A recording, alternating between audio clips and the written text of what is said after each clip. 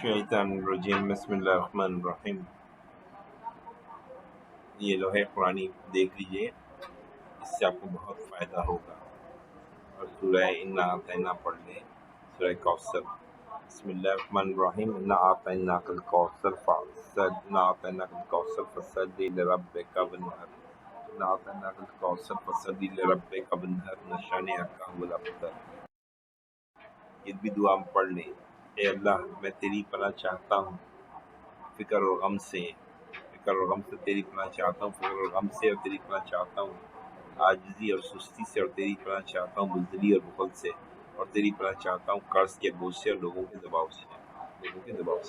ये दुआ मांग लें, बस देखें आप कामयाबी आपकी है। ए अल्लाह, मैं तेरी पनाह चाहता हूँ फ़िक्र और गम से और तेरी पनाह चाहता हूँ, आजिज़ी और सुस्ती से और तेरी पनाह चाहता हूँ, बुज़दिली और बुख़ल से और तेरी पनाह चाहता हूँ, कर्ज़ के बोझ से और लोगों के दबाव से। आगे बढ़ें। बिस्मिल्लाहिर्रहमानिर्रहीम। अल्लाहुम्मा सल्ली अला मुहम्मद व आलि मुहम्मद। हज़रत अली का मशहूर कौल, और हमेशा वो कहते थे कि मैं रसूल पाक का ग़ुलाम हूँ। और कहते थे बुराई अपने अंदर देखो और अच्छाई दूसरों में। हम उल्टा करते हैं। रिश्तों की खूबसूरती एक दूसरे की बात से बर्दाश्त करने में है। बेऐब इंसान तलाश करोगे तन्हा रह जाओगे। और हज़रत अली रसूलुल्लाह के ग़ुलाम हैं। और आगे बढ़ते हैं इस बात के साथ कि शायर कहता है, मुझसे मुमकिन नहीं तेरा तसव्वुर या रब, जिसका बंदा हो अली उसका खुदा क्या होगा। और अली का आका कौन है? रसूल पाक सल्लल्लाहु अलैहि वसल्लम हज़रत अली अलैहिस्सलाम के आका हैं, उस्ताद हैं, रसूल हैं। अब ब्रिटिश ईस्ट इंडिया कंपनी की बात करते हैं। 218 लोगों ने ब्रिटिश ईस्ट इंडिया कंपनी बनाई, इसके मालिक थे।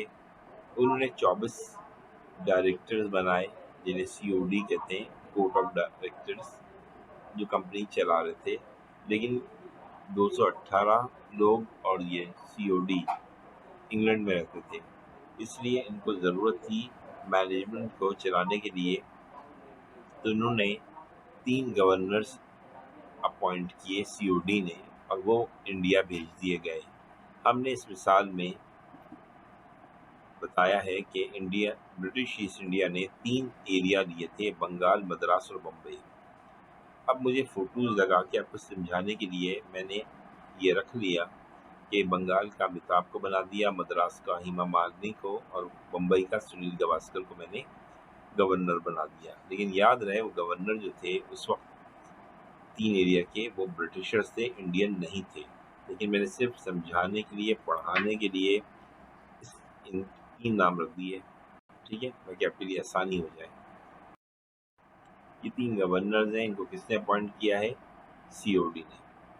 और COD को किसने अपॉइंट किया है? मालिकान। वो कितने हैं? 218 लोग हैं, जिन्होंने क्वीन से चार्टर लिया है, ठीक है ना। आगे बढ़ जाए।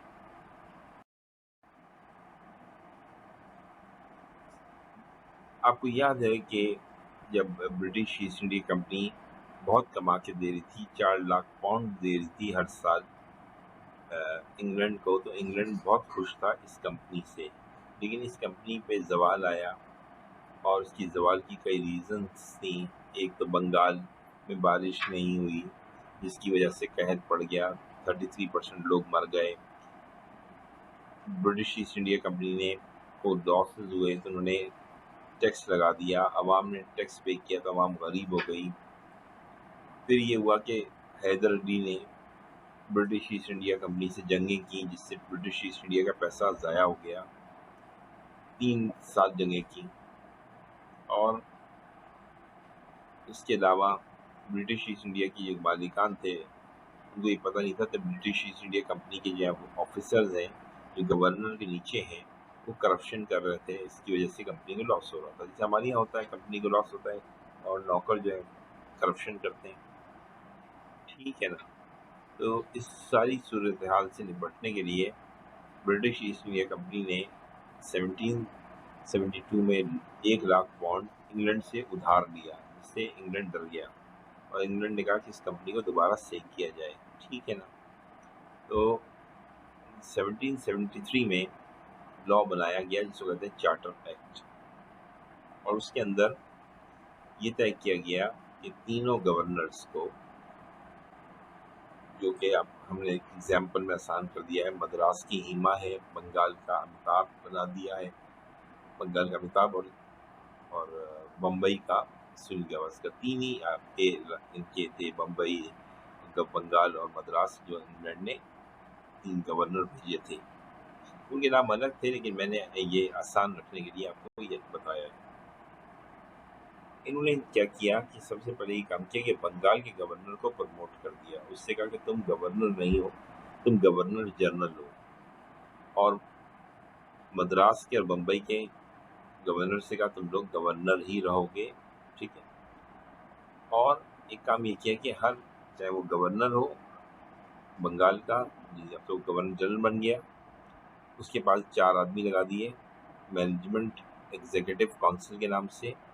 और इसी तरह मद्रास में भी 4 बंदे लगा दिए और बम्बई में भी 4 बंदे अटैच कर दिए। इससे ये हुआ कि हेल्प के लिए ज़रा गवर्नर की मदद मिल गई, 4 से आदमी मिल गए। लेकिन इससे नुकसान भी हुआ बहुत। ये अब एक आदमी डिसीजन लेता है, वो ले लेता है, 4 पंगा करते हैं, ठीक है ना। तो वही हुआ कि जब पंगेबाजी बहुत हुई तो फिर इन्होंने एक चार्टर एक्ट को चेंज किया। उसको कहते हैं, देखिए हेडिंग में देखें, फिट्स इंडिया एक्ट 1784 में। मतलब ये 1773 से 11 साल ये पंगे चले और 1784 में इन्होंने फिर आखिर ये चीज़ें चेंज की और ये किया कि अब 4 की बजाय 3 मेंबर होंगे गवर्नर जनरल के पास, 3 होंगे मद्रास के पास और 3 होंगे बम्बई के पास, ठीक है ना। ये इन्होंने किया। और अगर हम आगे देखें 1813 में भी यही चीज़ें कायम रखी इन्होंने। 1833 में देखें तो गवर्नर जनरल बंगाल को कह दिया गया कि आज जो है वो गवर्नर जनरल बंगाल नहीं है, आपका ओहदा तो वही है लेकिन नाम बदल रहे हैं, आपको हम गवर्नर जनरल इंडिया बना रहे हैं। देखिए ना, मैं हेडिंग्स के साथ कौन सी हेडिंग पढ़ रहा हूँ, चार्टर एक्ट 1833। जीजी बंगाल क्या बन गया, जीजी इंडिया बन गया। और दोबारा जो मेंबर थे वो 3 कर दिए थे ना, फिर 4 कर दिए। और चौथा मेंबर जो था वो लॉ मेंबर था, लेकिन इसको ये था कि वो पंगा नहीं करेगा, 3 ही मेंबर होंगे जो पंगा करेंगे, चौथा सिर्फ लॉ मेकिंग के लिए, क्योंकि लॉ मेकर होना चाहिए। लॉ के आदमी, लॉर्ड मैकॉले लॉ का एक्सपर्ट था, उसको भेजा गया। लॉर्ड मैकॉले लॉ का मेंबर था, लेकिन वो बीच में पख नहीं करता था, ठीक है ना, याद रहेगा। और ये याद रखिएगा, जो पहला जीजी इंडिया बना उसका नाम था पेंटनिक। ये तारीख की बात है, मैंने तो कुछ और नाम इस्तेमाल किए, लेकिन आपको याद रखना है। फिर 1853 में क्या किया कि गवर्नर जनरल इंडिया को अलग कर दिया बिल्कुल, और गवर्नर और बंगाल का गवर्नर अलग कर दिया, मद्रास का अलग कर दिया, मुंबई का अलग कर दिया। अब 4 गवर्नर हो गए, एक गवर्नर जनरल इंडिया और 3 गवर्नर बंगाल, मद्रास और मुंबई के, ठीक है ना। लेकिन यहाँ पे नई स्टोरी शुरू की उन्होंने और मेंबर वही 4 रखे। और एक और ये काम किया कि सिविल सर्वेंट का एग्ज़ाम, जो CSS का एग्ज़ाम है, वो इंडिया में कंडक्ट किया। पहले इंडिया में कंडक्ट नहीं होता था। जो कोड ऑफ डायरेक्टर्स है ना कंपनी के, ब्रिटिश ईस्ट इंडिया कंपनी के, यही लोग सिविल सर्विस में लोगों को अपॉइंट करते थे जो कि गोरे होते थे। अब इंडिया में भी ये अलाउ कर दिया। इससे मौका मिला कि इंडियंस को कि वो इसमें पार्टिसिपेट करें, एग्ज़ाम पास करें। क्लियर है, देखने इसको अच्छी तरह। 1773 से पहले 3 गवर्नर होते थे, मद्रास में, बम्बई में और मद्रास में, बम्बई में और मद्रास में, मुंबई में और बंगाल में, और वो तीनों बराबर के थे। 73 में क्या किया, बंगाल के गवर्नर को प्रमोट कर दिया, उसका नाम रख दिया गवर्नर जनरल, बाकी को नहीं छोड़ा। पंगे ज़्यादा हुए तो कुछ चीज़ें तब्दील नहीं की, सिर्फ ये किया कि जो मैनेजमेंट एग्जीक्यूटिव कमेटी 4 थी उसको 3 कर दिया, ठीक है। उस किस लॉ के तहत किया, फिट्स एक्ट 1784 के तहत। फिर से 1813 में दोबारा लॉ आया, कोई चेंज नहीं किया, एक मेंबर जो कम है वही कम रहा, बाकी वही चीज़ रही, कोई चेंज नहीं किया, बिल्कुल वैसे ही रहा जो कि पिट्स एक्ट 1784 में किया था, कोई चीज़ चेंज नहीं की। और लेकिन 1833 में क्या किया कि बंगाल का जो जीजी था उसका नाम बदल दिया, उसको जीजी इंडिया कर दिया और मेंबर 4 कर दिए 3 के बजाय। समझ में आ रहा है? और चौथा मेंबर का काम था लॉ मेकिंग, वो वोट नहीं देता था। और गवर्नर जनरल इंडिया जो बना पहला, उसका नाम था बेटनिक। और 1853 में कोई चीज़ चेंज नहीं की, वही रखी, सिर्फ सिविल सर्वेंट एग्ज़ाम जो है वो इंडिया में कंडक्ट होने लगा। ठीक है, तो हमने एडमिनिस्ट्रेशन में पॉइंट नंबर 1 है एडमिनिस्ट्रेशन, इसको पढ़ रहे हैं। क्लियर है? तो आगे बढ़े। अब देखिए गवर्नर जनरल सिस्टम क्या हुआ। अमिताभ गवर्नर जनरल बन गए बंगाल के, ये दोनों गवर्नर रहे, हिमा और मद्रास की, और सुनील गावस्कर बम्बई की। ठीक है, ये चीज़ आपकी समझ में आ गई, मैं दोबारा दिखा दिया आपको, समझ लिया आपने। आगे बढ़ो।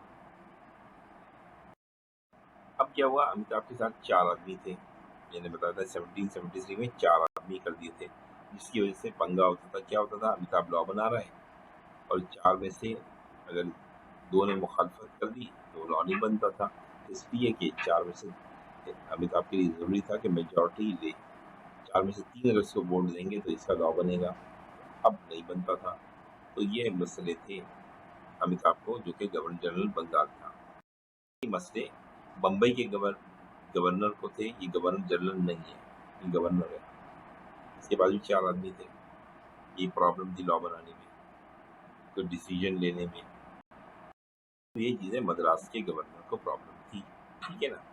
तो क्या हुआ, यहाँ मैंने बताया आपको कि पिट्स एक्ट आ गया 1784, इसमें 3 कर दिए। ठीक है, अब ठीक है 3 हो गए ना। अब देखिए 1 हटा दिया यहाँ से। अब क्या हुआ, गवर्नर लॉ बनाएगा और इसके साथ अगर 2 आदमी भी मिल गए तो इसका लॉ बन जाएगा। और दूसरी चीज़ ये गवर्नर जनरल को वीटो पावर दे दी कि अगर ये मिसाल के तौर पे ये तीनों मिल जाएं और ये तीनों अमिताभ के खिलाफ लॉ बनाए, कोई ऐसा लॉ बनाए जो अमिताभ को पसंद नहीं है, तो फिर उनकी अमिताभ के पास ये पावर थी कि वो वीटो कर सकता था, वो रिजेक्ट कर सकता था उनकी पेशकश को। बेहतर ये था इन तीनों के लिए कि ये इसकी बात मान लें अमिताभ की, अगर ये अलग अपनी चलाएंगे तो अमिताभ वीटो कर देगा, फायदा ही नहीं इन तीनों का। तो ये अब ये लोग इसके अंडर में आ गए, दब गए। ठीक है, ये हो गया बंगाल का मसला है, जो कि गवर्नर जनरल है, सबसे बड़ा है। ये चीज़ें मद्रास के साथ भी कर दी, उसको भी 3 कर दिया। अब हिमा को तंग नहीं कर रही हैं ये लड़कियाँ। ठीक है, हिमा के पास वीटो पावर भी है। ठीक है, यही चीज़ बम्बई में भी हो जाएगी, 3 कर दी। ये चीज़ समझ में आ गई आपको, ये अच्छा कर दिया था। अब इसे मिसाल देता हूँ। अब इसकी हमने हेडिंग लिखी है कि अगर एक आदमी पंगा करता है, जैसा शाहरुख खान पंगा करता है, तो अमिताभ के साथ 2 आदमी तो वो फेवर में है, आमिर और अश्के, लॉ बन जाएगा। 2 आदमी पंगा करते हैं अमिताभ के साथ, जैसा शाहरुख और आमिर, एक अमिताभ के साथ कौन है, अश्के खन्ना है, ये तो बराबर हो जाएगा। तो अमिताभ के पास वीटो पावर है, अमिताभ वीटो कर देगा। ठीक है ना, इनके किसको, इन दोनों को, आमिर को और शाहरुख को, तो इनकी बात नहीं चलेगी जाएगी।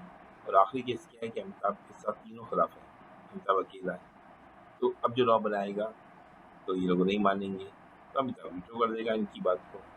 तो इसका मतलब इनकी हैसियत जो थी एग्जीक्यूटिव मेंबर की, अब मशवरा देने की रह गई थी, पंगा करने का पावर खत्म हो गया था इनके पास से, क्योंकि वीटो पावर आ गई थी गवर्नर के पास। ठीक है ना, इसी तरह मद्रास के गवर्नर के पास भी आ गई थी, इसी तरह बंगाल के, जिससे बंगाल का गवर्नर जनरल था, मद्रास का सिर्फ गवर्नर था और बम्बई का सिर्फ गवर्नर था, लेकिन वीटो पावर तीनों के पास थी और मेंबर भी सबके 3-3 हो गए थे। ठीक है ना, ये आपने देख लिया, समझ में आ गया मेरा ख्याल, सेम लिखना क्लियर है, मेरे ख्याल में आपको सब समझ में आ रहा होगा।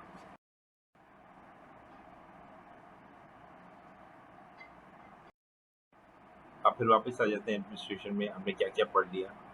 हमने 1813 1773 पढ़ लिया, 1773 का रिवीजन भी पढ़ लिया, जो कि एक मेंबर कम कर दिया था।